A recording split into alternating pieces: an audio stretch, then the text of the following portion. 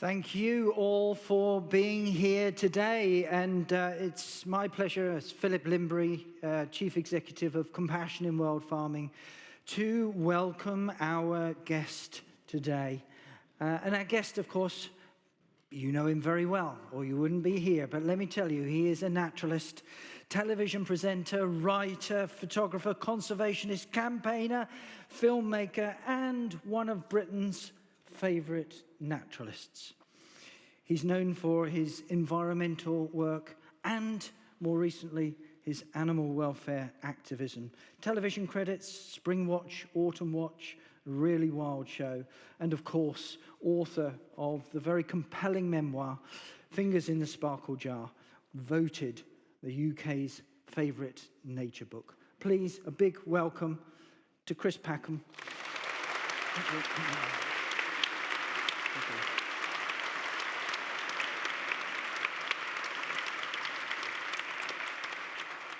Chris, it's such a pleasure to have you here. Thank you so much for all you do. And just want to start this conversation about Wild for Life by asking you about your inspiration.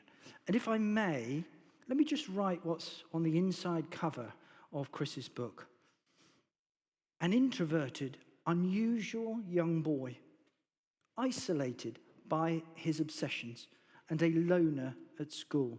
Chris, you only felt yourself in the fields and woodlands around your suburban home. What was it that made you connect with nature, and who were your biggest influences in creating this passion? My parents say that I had a fascination for things that I could find in our tiny suburban back garden before I could speak, so I would scrabble around on the ground, picking up slugs and snails, probably tasting them as well, and and looking at the tadpoles in a very small pond that my father had made. And at that point, it was always about incarcerating things, so they would all go into matchboxes and jam jars, and I would take them inside. What attracted me, I think, initially was the very simple beauty of nature. When I think of my first favourite animal was a ladybird, because there were a plethora of those on a bush that grew in Mrs. Greenwood's garden, our neighbour, who notably had 2 poodles. That affliction seemed to have, been instilled at a very young age as well. So I was obsessed with ladybirds, and I was putting them in the matchboxes, and I'd get them out and let them crawl over my hand. And I liked the symmetry, I liked the colour, I liked the perfection. I think it was that simple perfection. So quite superficial in that sense, because I was drawn to the plain beauty of nature. But I always had a desire to understand, how it worked. So I do remember quite liking watching other animals eating other animals, albeit on a small scale, nothing gladiatorial, just in the pond. Dragonfly larvae in my jar, and I'd put tadpoles in and then be amazed that they got rapidly dispatched. So I liked learning about it, and my father and my mother and father, they very much thought that we went to school to do the basics, but we came home for education. So my father taught me to read using a set of encyclopedias. We started at A. So for a little while I was quite good at aardvark, aardwarf. Not so good with zebras. But anyway, we worked through that, and they were that inspiration. They didn't have a lot of money, but they took me to the library every Saturday so that I could get the books. And then what money they did have, they spent on books. They were very keen on me reading and acquiring knowledge. My dad liked the idea of knowledge as opposed to information. He was not one for, in the latter stage of his life, for Wikipedia on his phone. He felt that if you knew what was on Wikipedia, then you could give it context by connecting that knowledge together. So he was a great enthusiast for military history and UK history. So there wasn't a castle or a regimental museum or art gallery, my mother took me to art galleries. But that was very much part of my life as a kid. I wasn't allowed a dull moment, and I would try and find dull moments by sneaking off to the woods when I got a bit older, but there was always too much there to fascinate me, basically. So yeah, I think it was the simple beauty. I liked the tactile side of things. I liked being able to touch and connect with nature. I still do that. I was sniffing Sid last night, who had gone out and rolled in some otter spraint. And I think most people would be quite perturbed if their dog came in stinking of otter poo. But I was nuzzling him and breathing in that perfume because it's a real privilege that your poodle's rolled in otter spraint. Because when I was a kid, otters were the first book I read for myself was Ring of Bright Water, Gavin Maxwell's book. We bought it at La Santa Union one rainy afternoon. I remember begging my mum for the money to have it. And I read it, and I was obsessed with otters. And I now am extraordinarily privileged that we have otters on the river that runs alongside the house. So when a poodle rolls in otter poo, that puts a smile on my face. And then I sleep with the dogs, and so I went to sleep last night smelling a mixture of poodle and otter, and I can't tell you, that was just the best. Fantastic. Ring of Bright Water is my personal favourite book. But there was a baby kestrel involved as well. What happened there? Well, again, this goes back to that early stage of interest where, it was about keeping things. So I had a large collection of reptiles. I would catch grass snakes and adders and snakes, and then would get some exotic ones from the pet shop and a fellow who kept them around the corner. And then I had other animals in the garden. And by the time I got to 12, my dad had bought me a ropey pair of binoculars. And I'd begun to get, to that point of understanding that I could learn more about animals when they were in their environment rather than trapped in mine, bedroom, garden, whatever it was. But the hangover of that was that I'd, developed an obsession with kestrels. And I'd started studying them, finding all of their nests between Southampton and Winchester. And I was fortunate I had a mentor, John Buckley, as a biology teacher at my school, who got me into counting things and documenting things and, early, very simple science, basically. So I took a kestrel from a nest. I did apply for a license, but working class oiks from Lymbery didn't get them in the 1970s. You had to be a posh falconer. But again, with no respect for authority then nor now, I just took it from the nest and trained it. And I have to say, to this day, I've had happy periods in my life. You can't make happiness. You have to stumble across it, and sometimes it sticks for a while. But that summer that I spent with my kestrel, without the responsibilities of adulthood, getting up before school and flying it in the waste grounds around the house, was just bliss. It was just amazing, absolutely amazing. So the kestrel was the epicenter of my universe. Not much else existed in that year. And I loved it. I loved it more than anything. And obviously there's a different relationship between a human and a bird than you have with a human and a dog. And at that point, I had no interest in domestic animals whatsoever. It was always wild things. But the kestrel was very much a formative part of my life. And it came at that point where my undiagnosed neurodivergence was really having an impact. Up until about 10 or 12, there were incidents at home and life was difficult there for my parents, but at school it wasn't bad. There were a few things that didn't quite work. But then from that point onwards, things got a lot more tricky. And the kestrel was at that cusp of that, as it were. So it all came together, a combination of the kestrel and then 2 years later punk rock. And I know it sounds bizarre that a wild bird that you fall madly in love with as a teenager, and then the raucous, energetic, do-it-yourself punk rock movement. But they were very formative in my, surviving that undiagnosed autism, basically. So wildlife was a release, a fascination. You also saw value, not least, you write in your book about trying to buy an ice cream with a ladybird, for a ladybird. That was back then. What does nature mean to you now? Well, it's the smell of otter on your poodle. This week's been great. We've finally had some sunny weather.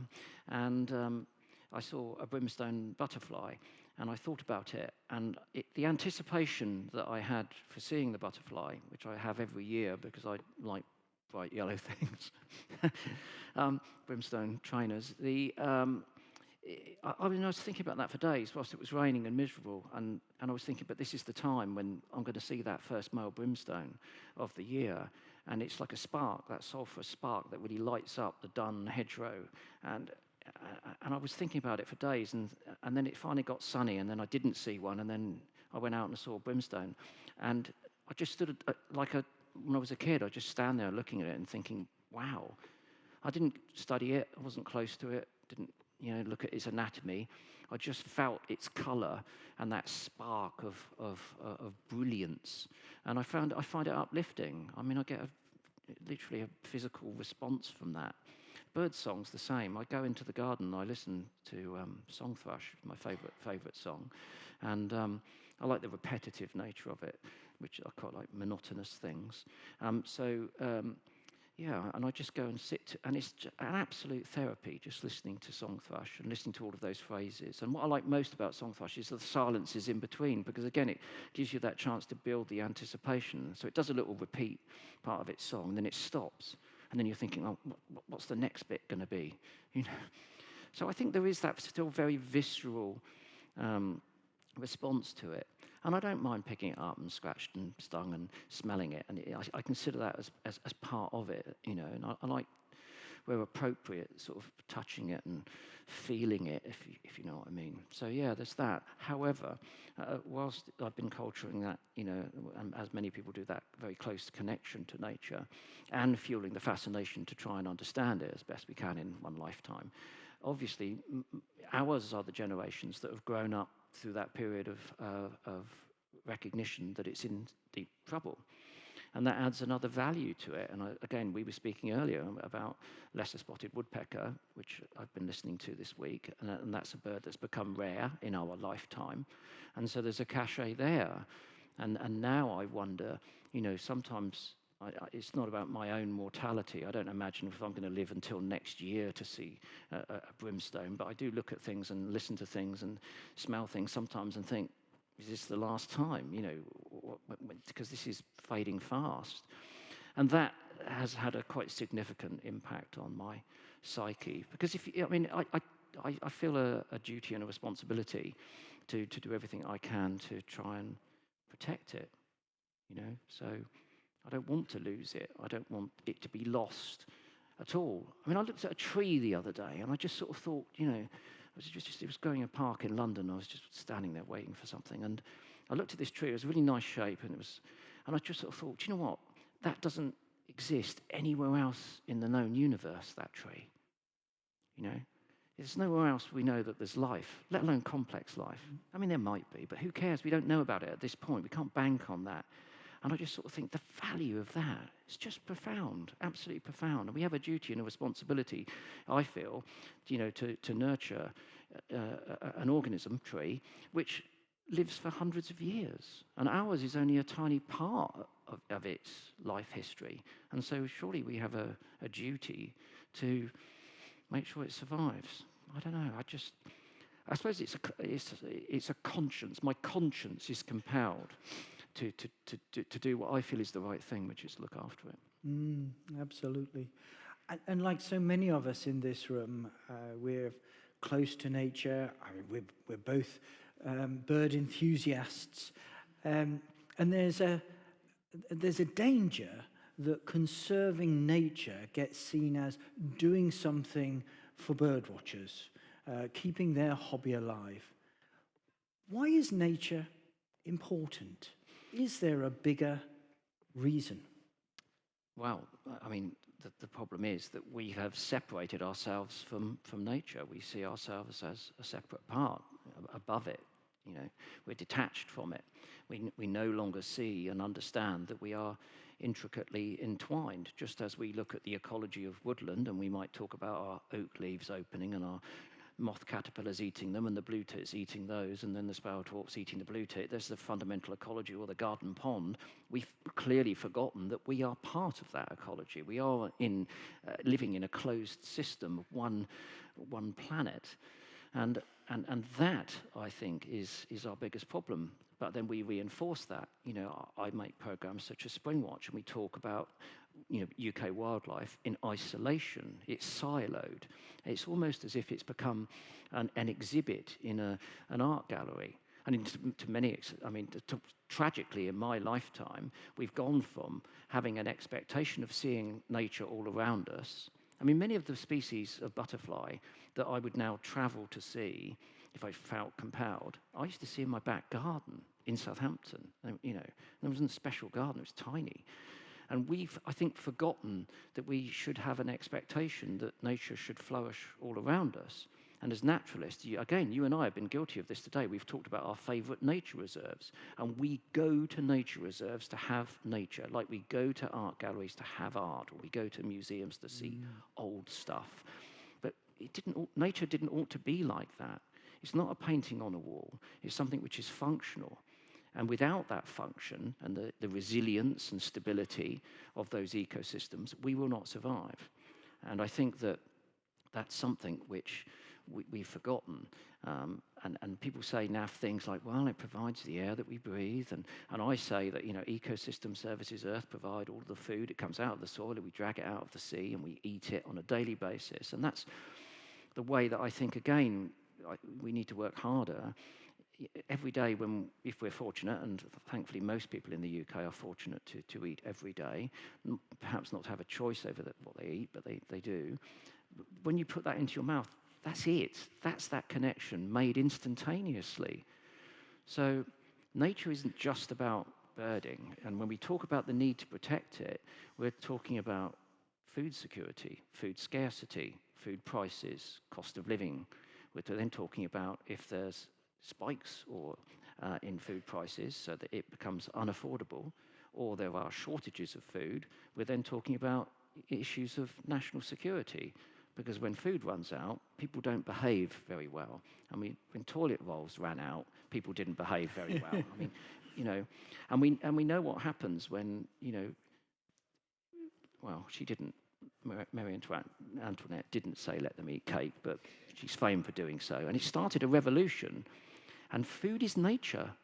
So ultimately, we do well to look after it because we have sufficient understanding to know that without those complete functional ecosystems, which do involve ladybirds and do involve blue tits and sparrowhawks and so on and so forth, we can't survive ourselves. So nature is our life support system. And nature is, of course, made up of many individuals. And you've been exemplary in bringing those individuals out through your photography. It's a stunning wildlife photography, which is currently being exhibited in the Iconic Images Gallery in London. The title of it is More Beautiful Than You. What makes for an exceptional image? And how do you take it? I don't know, mine are crap. I don't like taking photos. I find it really hard because I find it really frustrating because I never get what I want, basically. But why do I do it? And well, I do it because I know that if I keep trying, I will hopefully improve. I pay conscious attention. I'm ruthlessly critical of what I do, and therefore I like the challenge of throughout the course of my life being able to improve. But that doesn't mean that I'm ever going to be satisfied. But I think that when it comes to taking photographs, what you need to do is you need to look at your subject and respond to it in a way which is personal to you. And then you need to find a way of representing how you feel about that or what you want to say about that in 125th of a second, in the one time in the entire history of the universe where you press that button, because it's never going to happen again. So it's quite an important thing to press the button at the right time. But you've also got to press it to capture an image which can communicate all of that instantaneously to whoever's looking at it. And the last thing is you've got to do that in a unique way that's not been done before. Otherwise, you're just copying someone else. There's no point, and other people would have seen it, and they would have had the response that you may have wanted to engender already. And I mean, there's a limited number of times that you can watch Where Eagles Dare. I think I'm on 12, but I mean, you know what I mean. But by the time you know the script, your dad's favourite war film, because he made you watch it 10 times, you're beginning to tire. So I think that's a very easy thing to say. When it comes to doing that using photographic medium, it's actually very hard. One, because there's a lot of good photographers. Two, the technical capacities of equipment have improved significantly, so we can now take photographs of things which we couldn't previously. That doesn't necessarily mean that they're great photos, but interesting perhaps. and three, because that originality is the key. And originality is always hard to find. And you know, what are we? We're sponges. I mean, I spend all my time, spare time, not a lot of it, therefore, but in art galleries looking at paintings. I don't look at so many photographs. And I'm breaking them down, and I'm analysing, and I'm thinking of how they're communicating and what works and why they work and why the artist wanted to make the work and all those sorts of things. And I'm kind of sort of assembling all of that in here, and then somehow or other it gets into a soup that gels when I'm trying to take a picture. So, but there's no point in replicating what I'm looking at. You've got to mix all that together, hopefully come up with your own idea, and then sculpt it. But I don't take photos like most people take them. I mean, most people sort of pick up, there's a nice sunny day, let's get the camera out and go down to the nature reserve and see what I can find. I'll just never do that in a million years, I have to conceive of an idea and then I have to make it.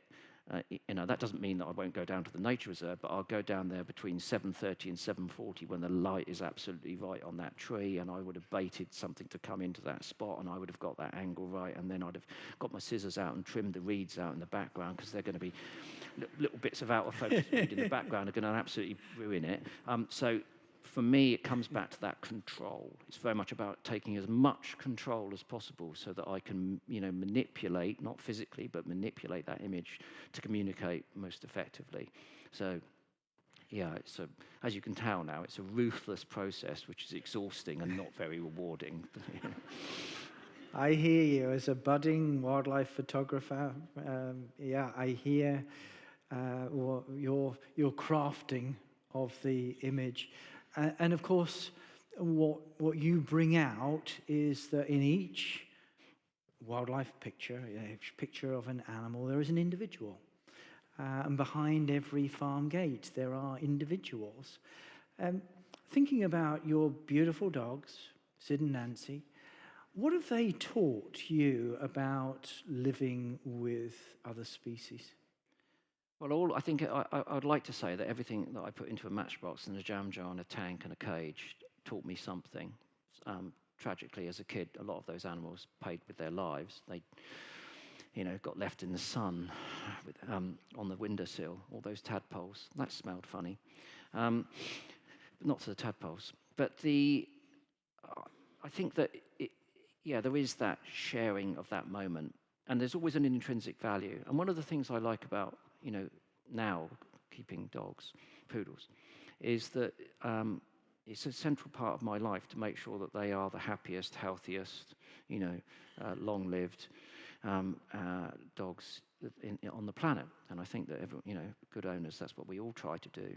And so there's an enormous investment there. But at the same time, if I'm going to entertain that proximity, I want to have everything from them. So I do know, I can smell from their breath what they've been doing. They've got about 12 different barks. I can tell what they're saying by their barks. So again, I just want to be totally engaged with them in that regard. And so we have a very close relationship. But to get to your point, and this is another thing where I think we were set up to fail, and that is, I remember being given my first field guide by my father the same day he bought me the binoculars, and opening it up, and you've got that sort of the plates where you've got the male bird, invariably the more brightly coloured, standing upright, and then behind it, in an extraordinarily misogynistic way, you've got the dowdy-coloured female pointing downwards, which I've always thought was sort of ornithological sexism, to be honest with you, but whatever. But the point is, they're in a field guide, and when we look at them through our binoculars, we think they all look the same. They look the same as those in our guide, and they are all the same. I mean, goodness me, if you spend 5 minutes with your binoculars looking at the blue tits on your feeder, you'll recognize individuals. They all have differences, and certainly by the time I was, lying around in a badger set looking at the badgers, it didn't take me more than a few visits to recognize which one was which. Animals are individuals. They have personalities. They have character traits. Some are bad-tempered, some are good-natured. That is part of it.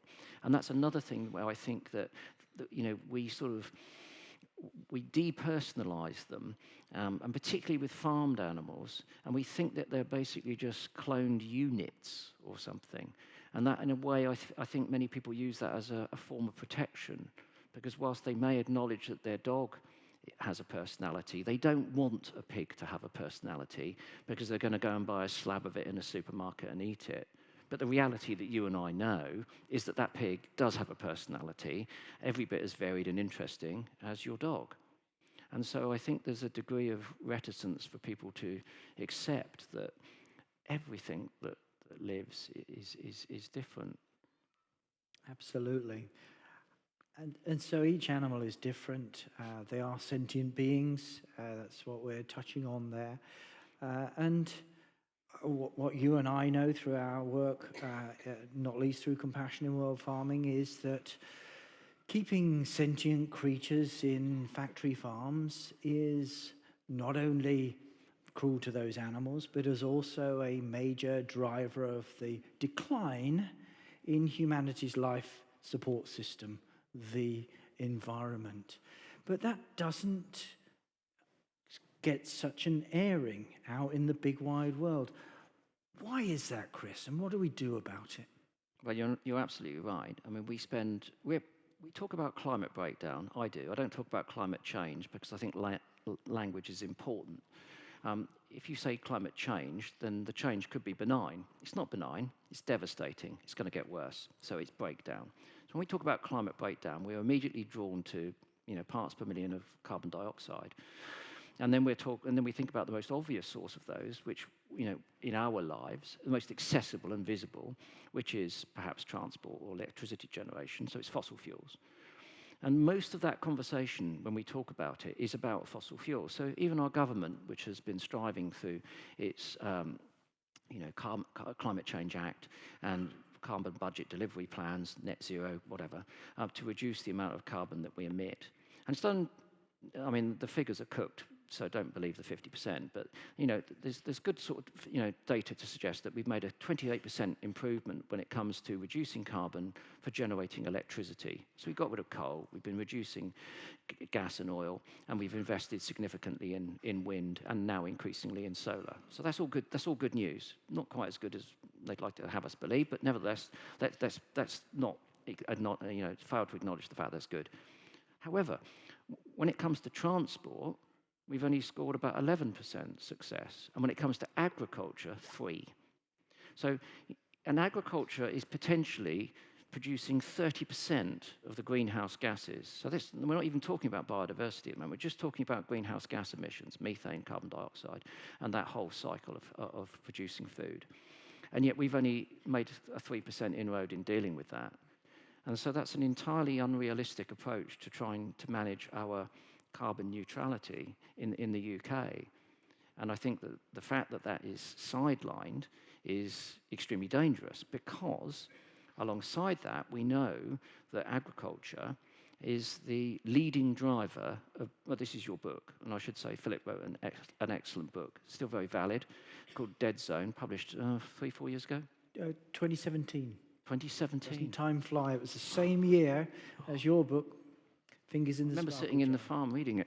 It didn't seem like, I thought it was 3 years ago. Anyway, look, but your point is that agriculture is the principal driver of biodiversity loss. For this very simple reason, if you look at it in simplistic ways, that if you want to grow a crop, even if you're going to grow a crop to feed an animal, you've got to cut down forest or destroy a natural environment.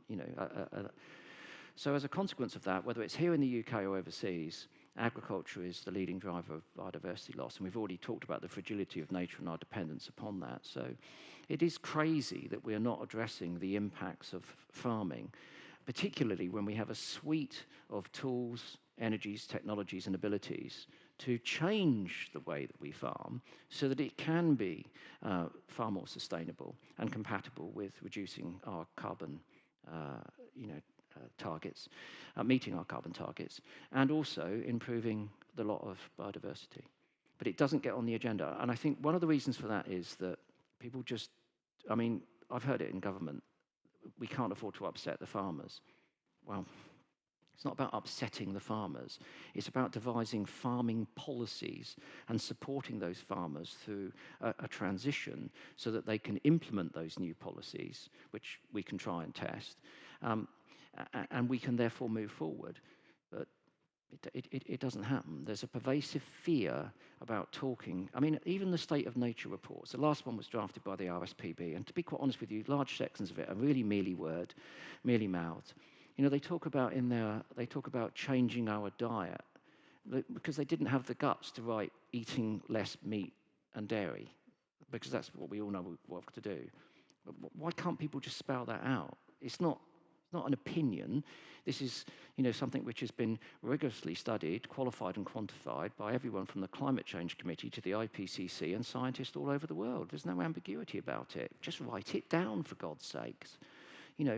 But at the moment we live in this theatre of fear where no one seems to be wanting to stand up and tell the truth and be accountable for telling that truth. And that's one of the reasons why I think we find ourselves in such a dire predicament in so many ways. We don't have leadership, and I think there's the other thing is, and I think that we can ask a question of media here as well, because media has a duty and a responsibility to tell that truth. Not just the BBC as a public service broadcaster, but all of those who are transmitting, is that. We're terrified of telling the truth because the truth is going to hurt, because we are in deep and desperate trouble. There's no ambiguity about that. But at the same time, as I've already said, we've got this enormous capability to start addressing those issues. So I think if we were to reframe the conversation and spend less time talking about the problem and more time talking about the opportunities to be part of the solution, then that conversation would be a lot easier to be held. But trying to motivate people to do that is really hard. I've been working on a project which is just about to be launched in April, called the National Emergency Briefing. And here we had a collection of scientists and experts from a very broad range of interests talking very pragmatically, but also offering the solutions to the issues.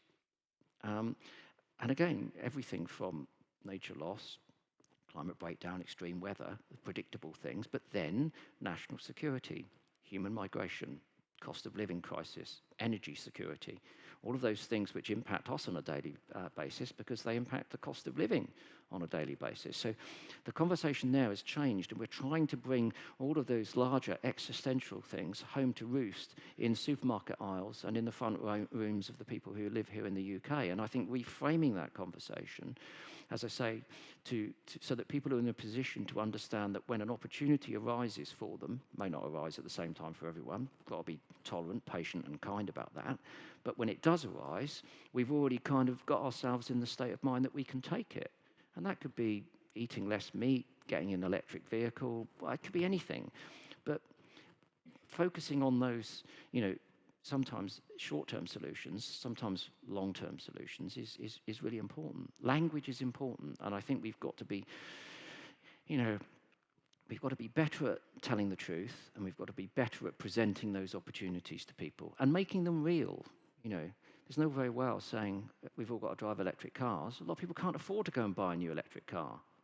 In other countries, the governments have significantly subsidized the infrastructure to power them, charge them, and also that transition.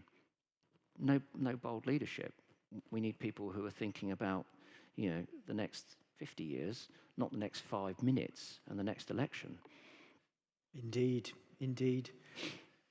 Chris, you talked about the need to reduce meat consumption, and scientific evidence is quite clear that we're busting planetary boundaries at the moment, that meat and dairy is contributing more to greenhouse gas emissions than all the world's planes, trains and cars put together. What about chicken? Chicken is a cheap, ubiquitous protein. People swapping out of red meat, eating more chicken. Is that a good idea? What's the real cost? Well, when it comes to these conversations now, again, I'm kind of reframing the way that I'm talking about it. I mean, I'll tell you a story, and I'll tell you a story in an old way, and then I'll tell you a story in a new way. So here's the old story. The old story is that there's this place called Brazil, and it's got the Amazon there. Well, it had the Amazon there. And the Amazon was one of the greatest places on the planet because it's got the richest diversity of life. It's got jaguars, it's got macaws, it's got a lot of sexy species which David Attenborough has entranced and enthralled us with for years. It is the greatest repository of life. It is the greatest gallery of life in the world. It's the lungs of the world. Except that we're cutting it down very rapidly and burning it for short-term gain because the soil's not particularly rich because most of the carbon's tied up in the stuff that we burn when we cut them down. And we grow soy there. And we get that soy and we process it and package it, and then we put it in a boat and we transport it all the way to Liverpool across the Atlantic Ocean. And then we put it in trucks and we drive it down the M5 and the M6, and we take it to huge sheds in the Wye Valley where inside each shed there's 100,000 chickens live in, and they've got one A4 size piece of paper of space, and they're reared to maturity in 5 weeks, which means that their skeletal structure can't support their weight, so they're scrabbling around in their own acrid excrement, and their skin's peeling off. And you can see the burn marks on their knees whilst you're shopping in Sainsbury's, Tesco's, or Aldi. When it's hot, 1 million a week die anyway, so they don't even enter the food chain, they just get chucked away. And of course, there's the whole issue of antibiotics and human antibiotic resistance. Then, when the chickens have been slaughtered after 5 weeks, someone goes in and scrapes all of their shit off the floor and throws it all over the fields.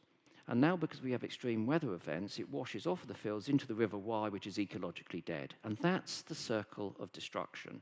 It's come all the way from Brazil to the UK to the River Wye. So yes, the sloths have gone, yes, the macaws and jaguars have gone, but so have the otters and the kingfishers in the Wye, all so that we can have cheap chicken.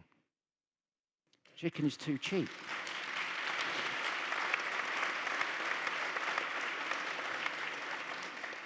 The chicken is too cheap because when we go shopping for it, we are only paying the cost in terms of pounds and pence. No one is paying the environmental cost of chicken. And so we are being totally taken to the cleaners by the chicken processors, those people that farm chicken. They're taking the planet to the cleaners, and we are paying them for it. Now, we came up with something called the Better Chicken Commitment. Of course, Compassion in Wild Farming, been solid supporters all the way through. And this is a framework of ideas, and one of those, we'll just focus on one, is taking away the breed of chicken that matures in 5 weeks. We call them Franken chickens because of the monstrous nature of their development. And we had a whole bunch of people signed up to that. I mean, Marks and Spencer's and Waitrose jumped, Nando's, KFC, the chicken people. In Europe, it went even better. We tried to get Morrison's, they wouldn't even talk to us. And we put pressure on other supermarkets. I had one-to-one conversations with the CEOs of two of our supermarket chains. And their point is this. They say, we can't sell the chickens of the welfare that you require in our supermarkets because the people that we are catering for can't afford that price point. And that's a valid point. But my retort to that is, so are you telling me that because people are on lower incomes, you're denying them the fundamental right to make ethical choices about what they buy? And they say, well, yeah. And I say, but hold on. In your supermarket, you're selling a whole load of stuff at a loss, a known loss, so that you can make a profit, a larger profit, out of things that you know we need. Toilet rolls, whatever.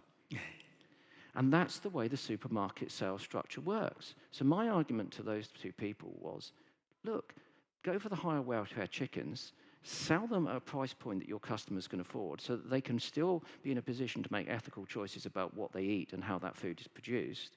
And just ramp up the profits on your damn toilet rolls or whatever it is that you're making a profit on. Something even more banal, I imagine.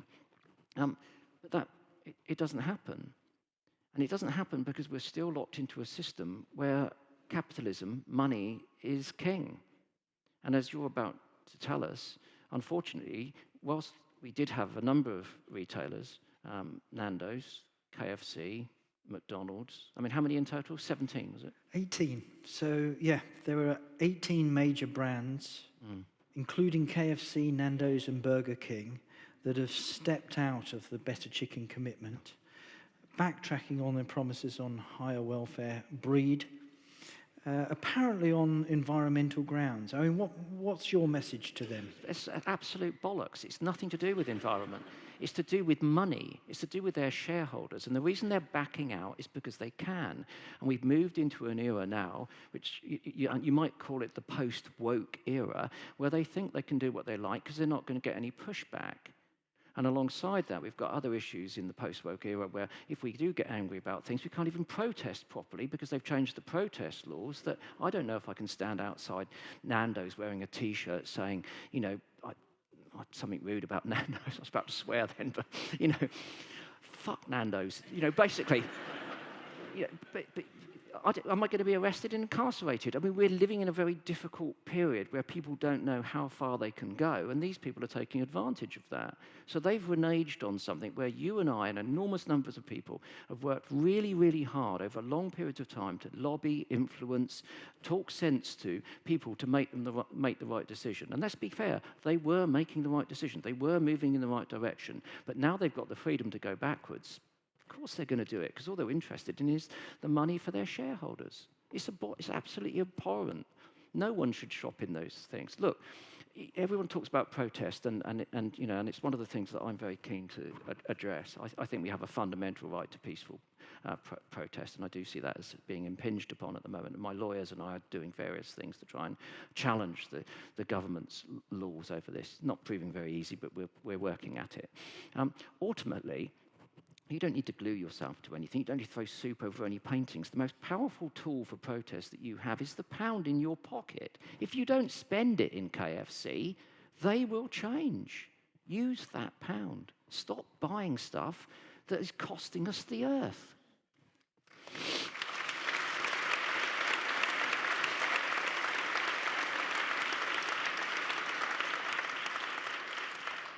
Chris, thank you so much. And you are tireless in standing up for nature, in speaking out for animals, in bringing truth to power about what we need to do to save the future for us all, every living species. But that must have an impact on you as a person. What impact does that have? How does it? What does it take out of you to keep going like this, and how do you overcome that? I don't have a choice. So I think when you don't have a choice, then there's not really much point in moaning about it. I'm very fortunate to have evolved a voice. I mean, I'm sat on a platform this afternoon. What fundamental right do I have to express my opinions or tell you the facts as I see them at this point? How have I earned that?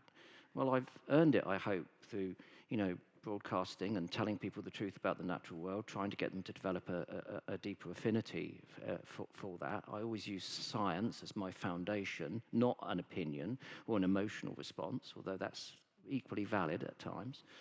And therefore, I'd like to think that people like myself have something which is increasingly rare, and that is trust. And when I think about the person who we've imbued with most trust, and it's been wise to do so, it's obviously Sir David. Sir David is the world's greatest broadcaster, and will always be that, because we trust him. Because every time he sat down and told us a story, we know that it's coming from his heart. He's talking with passion and enthusiasm. We know full well that if there were a camera weren't there, he'd be talking to himself and saying the same stuff because he's so mad keen on it. Okay, but he's told us the truth for so long that he is therefore very trusted. Now the key thing is that if you have that voice for whatever reason that you may have earned it, you have to use it. If you don't use it, you're in dereliction of your duty. And one of the greatest struggles I have when it comes to maintaining and managing my anger, because I am angry about things, is the fact that other people who have a far more prominent voice, and also a voice to communicate with parts of society that mine won't reach, are not doing their duty. I don't know where they are this afternoon. They're sat in the garden with a glass of Chardonnay. And as far as I'm concerned, at this point of crisis, that is a dereliction of duty. Because whether it's campaigning for, educational reforms or not to backtrack on educational reforms, which is another part of my interest, obviously, or for the environment. I do TV and what I do because I love it, not because I want to get paid for it. And therefore, I have a duty, because I am in a position to be able to communicate and try and drive progressive and positive change, to do that. So, yes, it can be exhausting, and yes, I spend a lot of time quite angry, but I'm an old punk rocker. We learned that you had to turn anger, all of that energy, into something creative. Everyone thought punk rock was about spitting and spiky hair. It wasn't. It was about do it yourself. It was about find a guitar, write songs about girlfriends you'd never had, and, or never going to get. and basically, it was make something. It was about creativity. And it was about taking control. It wasn't about X Factor. Go on there, sing a couple of songs, someone's going to make you a millionaire. That's all bollocks too. I still believe in a meritocracy. I think if you make an investment at a certain point, if you're shrewd and your investment is sound, then you will get a reward, whether that's learning to play the violin or paint a picture. So from my point of view, there isn't a choice, and it's about managing that energy. Every now and again I trip up, but I just get up and carry on. And my sister said to me the other day, she said someone had written something horrible in the Telegraph, and she said, I suppose really when you think about it, she said, you were bullied as a kid and now you're just getting bullied by the Telegraph and the government, so it doesn't really make any difference, does it? And I said, really? Just got used to it a long time ago, and I genuinely don't care. And if anything, it just makes me try harder, particularly when it's things where it's orchestrated and calculated. And some of the campaigns that are pushing back against the reforms that we're asking for are calculated. They're well funded and well paid for. And so therefore, you've got to think to yourself, right, listen, I might be David and you might be Goliath, but I'm going to find the right stone to smack you really hard in the head. So I'm going to get up earlier,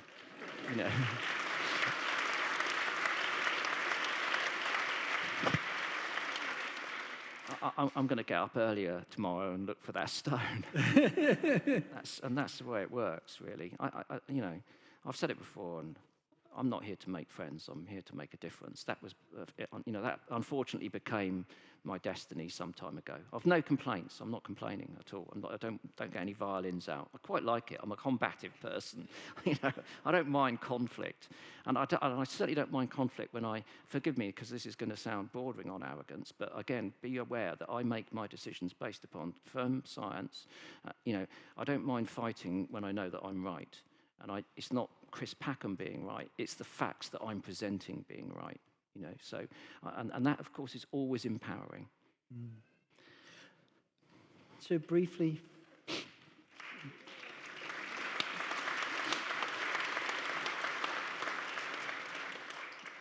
Chris, before we open the floor for a couple of questions, what gives you hope?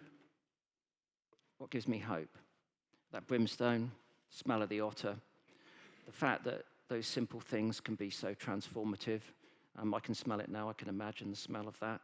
It's a very powerful thing, really powerful thing. I like those fundamental aspects of humanity. You get in the car, you turn it on, your favorite record comes on, you remember a time that you heard it with your favorite T-shirt. It's just those fundamental things that are special about us as a remarkable organism. And ultimately, I suppose, ironically, for all of the things that we're doing and for all of the things that we're not doing rapidly enough and well enough, what probably gives me hope is humanity, because when you look at our history, we're crap at prevention, but we're really good at cure. So, when enough of it hits the fan, we will start to sort it out, and we are inventive, we are creative, and I went last week into the Tate just to see a few of my favourite paintings, which I do as a sort of that's my sort of therapy. If I'm feeling a bit roughed up by something, I'll go and look at some of those things. And when I think to myself sometimes, what am I looking at here? I'm looking at the remarkable creativity of a species which has evolved sufficient time to be able to produce these things and communicate them, and they have a lasting capacity to communicate over generations. They're extraordinarily powerful as well as being beautiful. And that is a testament to what we are. And I suppose, therefore, I can tell you as a pragmatic biologist that it doesn't matter whether our species survives at all. Life on Earth will continue, and it will be even more beautiful and more diverse, and I wish we were going to be around to see it, But it's not that, is it? Because we do have a conscience, and we are aware of the damage that we're doing, and we know that that tree is only growing on this one planet in the entire universe. Do we really want it on our species' conscience that we are the ones that have driven an extermination event that's going to wipe out all of that life? I don't think we do, because of that creativity, because of Singer Sargent's Carnation, Lily, Lily, Rose, which still sends a shiver down my spine when I see it now, the same as it did when I saw it when I was 10, So humans are brilliant. We are brilliant. I mean, some are not that brilliant, to be honest. Quite a list of those at the moment, but the fact is there are probably people in this hall this afternoon who have remarkable capabilities and attributes to make phenomenal changes for themselves, for the people in their lives, and for broader society. And at a certain point, when all of that does hit the fan, they'll stand up and do it, because that's what we've always done. Absolutely. Chris, thank you. And let's just throw open for a couple of brief questions, and only questions, please, rather than comments from the audience. I think there's a couple of roving mics. Who would like, please, yes, who would like to ask a question? Thank you for a wonderful, inspiring talk. And in a way, you've covered some of it by saying your method of protest is in how you spend your money. Do you think you could write a book on how to spend your money each year, which you could update and guide people so that they understand the science behind the decisions they're making in the supermarket and in the clothes shops and on travelling, things like that, how they spend their money? Well, there are a number of resources that you could draw upon. So Ethical Consumer are quite good. You have to subscribe to Ethical Consumer, and they take a targeted, a bit like Which magazine, I suppose. They might look at washing machines, which is the most ethical washing machine. I'm not sure there is one, but whatever. Over to Ethical Consumer on that. And then I would also draw you, there are a couple of things that, that you could do today to make the biggest difference in terms of our planet's health. The first of which is to change where you bank and where you keep your money, whether it's a pension, whether it's insurance, or whether it is banking and business banking. Because although there are moves in some of the most significant, not high street, but broader banking institutions to shift away from fossil fuels and weapons and so on and so forth, a lot of them are really lagging behind. And whilst I don't know how many millionaires we've got in the audience today, collectively, if we all put our money together, it counts. It doesn't matter, you don't have to be a millionaire if millions of people are doing it.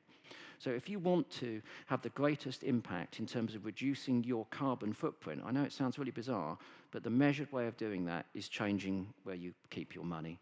Because again, we've seen institutions, Church of England, moving away from fossil fuels, so on and so forth, because of pressure from their members. And ultimately, if you're making money out of all of our money and you can't make as much because we're not giving it to you, then you're going to change. So driving financial change is the single biggest thing. The second thing, it's predictable but true, is eat less meat and dairy. I'm not telling you you've got to go vegan overnight. Just spend money on higher welfare meat. Try and support UK farmers because they're in trouble and they're not being supported sufficiently by our government. But get good quality, whilst the transition's taking place, get good quality, ethical meat and eat less of it. And also, think about what you eat. Because, I remember my parents both smoked and we hated it, my sister and I. And we were overjoyed when they started taking the advertising off of television, and then they started putting pictures of diseased lungs on cigarette packets. And we would get those packets and say to our parents, that's you. If you could see, that's you, that is, Well, listen, processed red meat is a category A carcinogen, An over 60-year-old man like myself is 30% more likely to get bowel cancer if I eat processed red meat, sausages, bacon, that sort of stuff. It's poisonous, it's toxic. I mean, if you like eating it, at least eat less of it. I don't want bowel cancer, for God's sake. I've seen people die of it. It's miserable beyond compare. Why is it you can go to hospital, right? And if you have a part of your lung removed because you've been smoking, you can't celebrate with a cigarette on the ward. Why is it if you have your liver treated, you can't go and have a pint, but you can go back onto the ward of most UK hospitals and have a bacon bloody sandwich? It's mental. It's mental. Eat less meat. Seriously, think of your own health. Think of the impacts,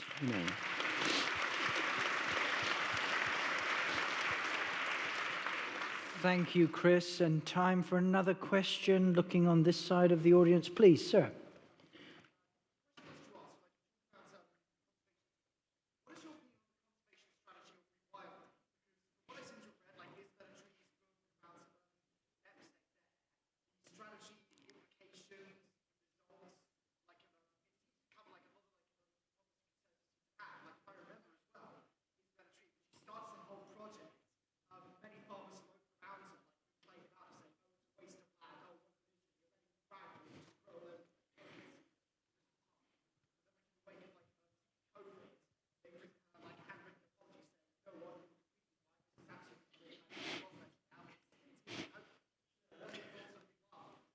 So the question is, where does rewilding sit in conservation strategy? Well, Isabella is going to be here later this afternoon. She is. Very pleased to That's say. at 4 p.m. So she would have been able to answer that herself. Let me try and paraphrase it for her and for you.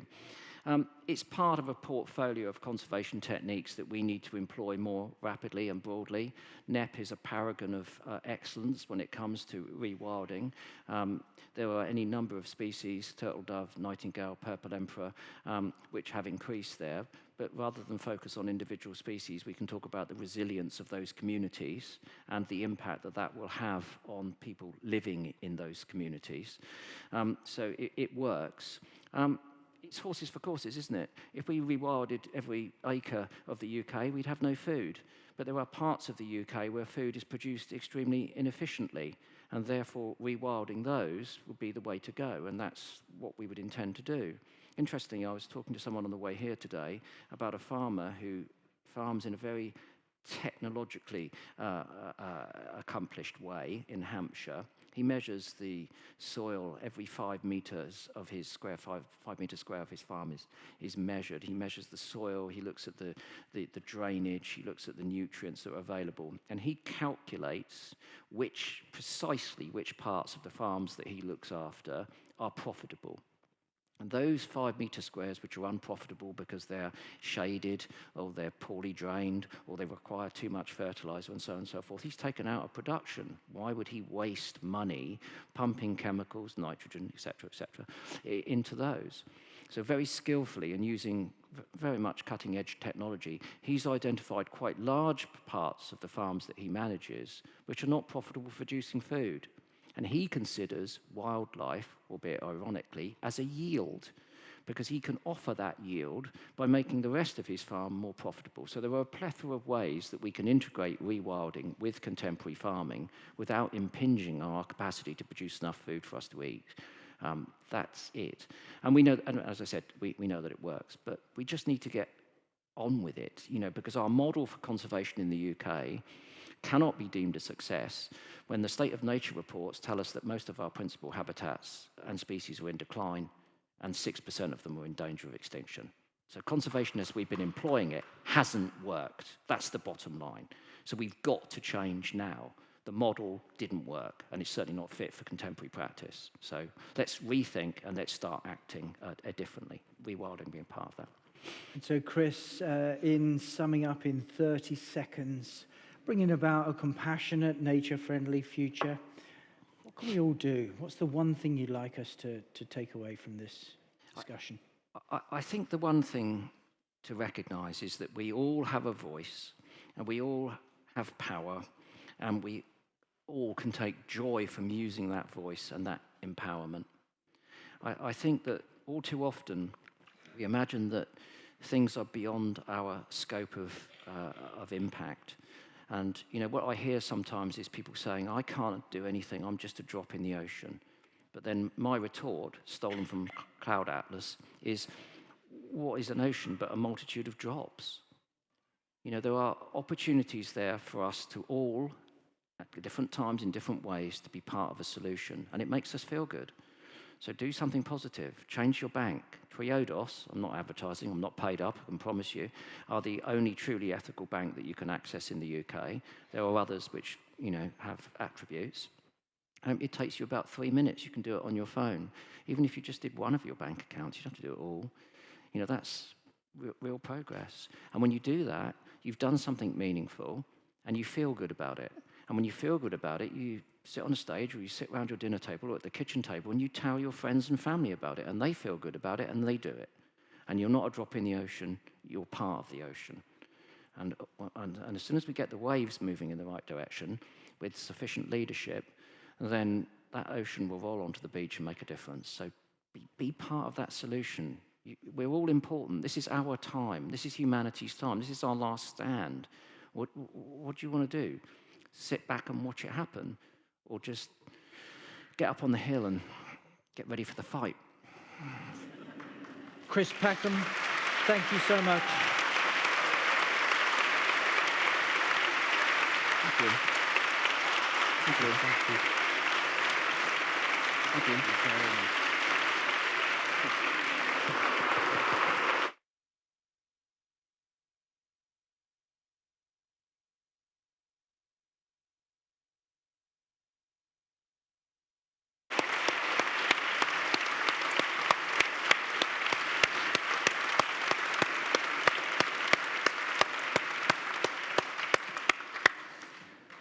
Thank you, Chris, for making waves, for making a stand and making a better world for animals, people, and the planet.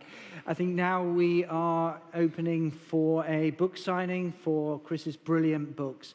Thank you all so much for coming. I hope to see many of you again at 4 p.m. when Chris will be joined by Isabella Tree and Michael Morpurgo. Thank you so much.